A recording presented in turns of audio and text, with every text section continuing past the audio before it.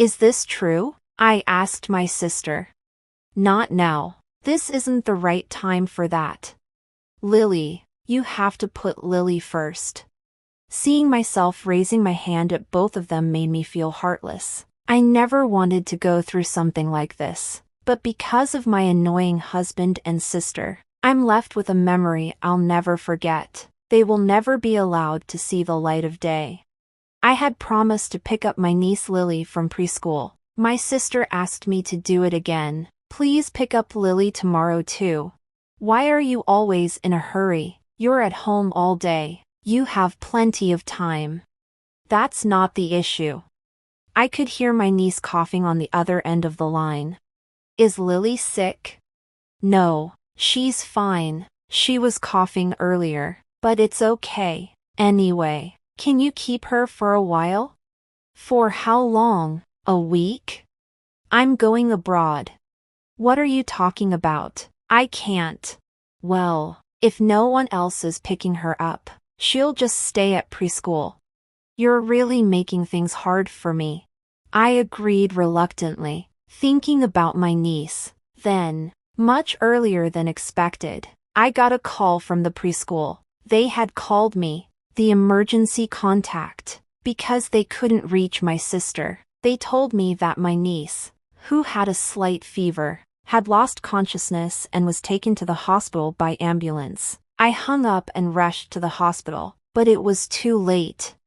I'd been married for 6 years with no kids. We tried planning a family and controlling fertility right after we got married, but we had no success. My sister had a baby 2 years ago, but she and her husband split up soon after. Since then, she's been asking me to take care of her child whenever she can. She says it's good practice for when I have a baby. I have mixed feelings about it, but my niece is really cute. I told my husband I'd be taking care of my niece again. I'm taking care of my niece again tomorrow. Can you help me out? Actually, I have an urgent work problem. I need to fly out early tomorrow morning for a business trip. Is that okay? I've known the client for a long time, so it won't affect the contract, but I handle sales, so I have to go myself. All right, be careful. Will you be okay by yourself? If it gets too tough, I'll go to my parents' house. I'll be fine. Thanks. Have a safe trip. At that moment, I felt unlucky because my niece is very attached to my husband. When I took care of her before, she cried at night, and I struggled with it. My husband calmed her down, so I was sure he would help if needed this time. But work comes first. I knew it would be exhausting, and the next day, I got a call from the preschool. I rushed to the hospital and saw my niece with tubes all over her and unconscious. The preschool teachers were very upset, and the director was really upset with me. You're Lily's aunt, right? Yes. We've been trying to reach your sister, but we can't get her. We even called her work.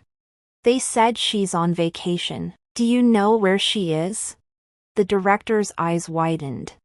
So that's what happened. The director quickly explained what happened today with my sister. When my niece came to preschool, her face was red. The form that should have been filled out at home was blank. The preschool couldn't accept her with a blank form. They took her temperature in the morning and it was 37.8 degrees Celsius. Since the preschool can't accept children with a fever over 37.5 degrees Celsius, they told my sister to take her home. My sister insisted that her temperature was usually high, so it was fine. She ignored the teacher and left. After that, they tried to call her several times but couldn't reach her, so they called our parents. Our parents are at work and not home during the day. The only emergency contact listed was her parents. The teachers were confused and found an old emergency number from a year ago, which led them to call me.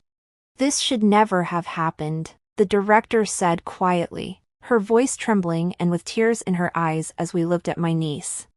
I apologized to the director and the chaperone and sent them back to the school. I tried to call my sister immediately, but her phone was disconnected.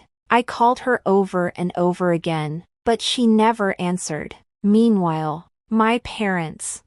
I called everyone who could rush to the hospital. It's okay, Lily will be fine, my mother kept saying to herself. Don't worry, we're in a hospital. But the treatment didn't help, and her condition got worse. Meanwhile, I kept trying to call my sister, but I couldn't reach her. 2 days later, Lily passed away. She was only 2 years old and died without her mother's warmth. How could this happen? I couldn't stop crying as I touched her cold little body. Why didn't I find out where my sister was traveling? Why didn't I stop her from going? I couldn't stop blaming myself. It's not your fault, my mother said softly as I cried, though she was crying too. I tried many times to reach my husband to tell him what happened, but I couldn't get through to him either. Time goes by quickly, even when you're in grief. In the end, I held a funeral for my niece without hearing from my sister. On the day she said she was coming back from her trip, I was waiting for her call. I had my phone with me at the funeral, and while the monks were chanting, my phone rang. Hello. Thanks for taking care of Lily. I just arrived at the airport. I'm heading home now. What would you like as a souvenir? What? What? I can't hear you. What are you doing? The chanting stopped when I spoke. What's wrong? You took a child's life. Lily is dead. Do you have any idea how alone she was? Oh no, it's not a joke. Exactly, it's not a joke. None of us are laughing. I was so overwhelmed that I had to take deep breaths to calm down. I'm sorry, it turned out this way. I didn't mean for this to happen. I'm at Lily's funeral, so come back as soon as you can. I ended the call. I'm sorry. I'm sorry for stopping the chanting, I said, but the monk gently placed his hand on my head. After the funeral, as I was getting ready to go to the crematorium, my sister arrived, out of breath, with my husband following her for some reason. No way, my sister cried by Lily's side. Why? My husband stood in shock behind my sister. The relatives looked at her coldly, but no one said anything, probably out of respect for Lily. I didn't talk to her or my husband until after the cremation. I think Lily was waiting for her mother. After the cremation, we went back to my parents' house, and my sister faced a lot of blame from them. I listened quietly until I noticed their carry-on case. Why were they at the same place? I saw that both suitcases had stickers from the same airport. My sister didn't say anything, and then my husband spoke up. I'm sorry, it's exactly as it looks. I didn't mean for it to be like this. Is this true? I asked my sister. Now is not the time for this, she said. Lily, you have to put Lily first. I realized I was raising my hand at both of them, not just out of anger at their infidelity, but because I couldn't stand how they acted regarding my niece.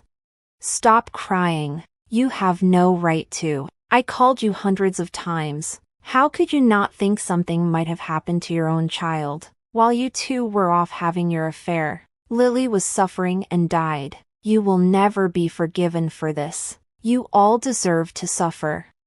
I'm sorry. Do you think saying sorry is enough for Lily? You think you're being honest now, but you're just as guilty. You ignored my calls too. You let my niece die, and you're responsible for it. Go to hell. My parents didn't stop me. Don't ever show your face here again. You're no longer my daughter. I can't forgive you. Get out! Why am I the only one being blamed? I don't even consider you my family anymore.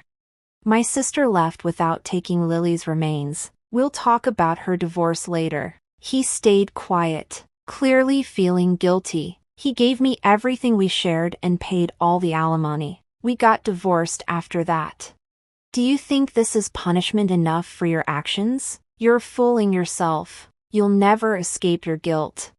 My sister and husband were both sent to prison. The director charged them with child abuse. My sister defended herself with a court-appointed lawyer, but no one supported her. My parents and I testified honestly, and as a result, my sister got a 5-year prison sentence. My husband's case was settled quickly. He knew my niece was left at preschool with a fever and got 2 years in prison.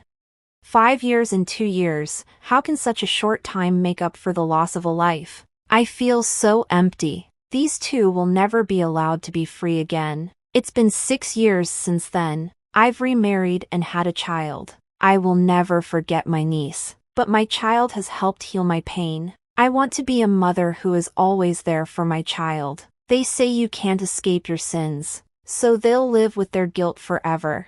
They deserve that. But even so, it doesn't seem like enough. Human life is too precious.